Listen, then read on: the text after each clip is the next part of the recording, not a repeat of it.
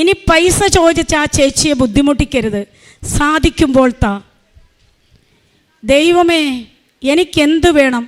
ആ സമയമാണ് ഞാൻ വിചാരിക്കുന്നത്, ഇത്രയും നിയോഗങ്ങൾ സാധിച്ചു തന്നല്ലോ, അഭിഷേകത്തിലിരിക്കുവാണ് ഞാൻ.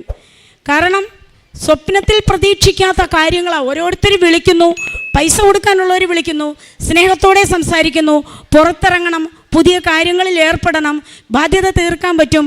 അതിനിടയ്ക്ക് വേറൊരു കാര്യം പറയാനുണ്ട്, ഇളയ മകൻ്റെ, അത് പിന്നെ പറയാം.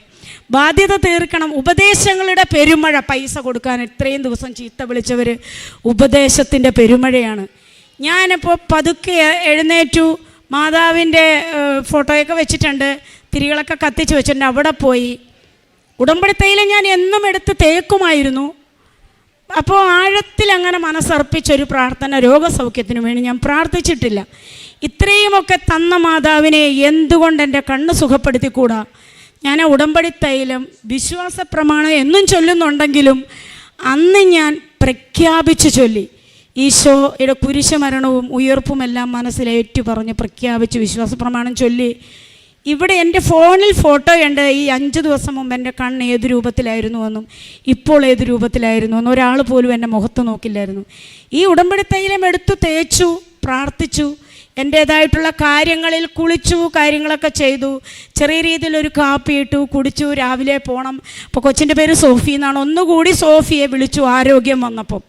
കളിയാക്കാൻ പറഞ്ഞതാണോ? അല്ല ചേച്ചി, ചേച്ചിക്ക് പൈസ തരാം, ചേച്ചി വാ നാളെ.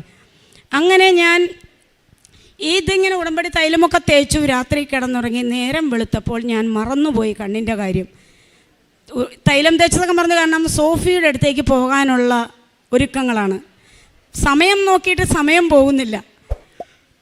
ഞാൻ കുളിയൊക്കെ കഴിഞ്ഞ് വന്നപ്പോൾ എനിക്ക് തോന്നി കണ്ണിന് വേദന ഉണ്ടായിരുന്നല്ലോ, വെളിച്ചത്തെനിക്ക് നോക്കാൻ പറ്റുന്നില്ലായിരുന്നല്ലോ. ഓടിപ്പോയി കണ്ണാടി എടുത്ത് നോക്കി, എൻ്റെ കണ്ണ് സൗഖ്യപ്പെട്ടിരിക്കുന്നു.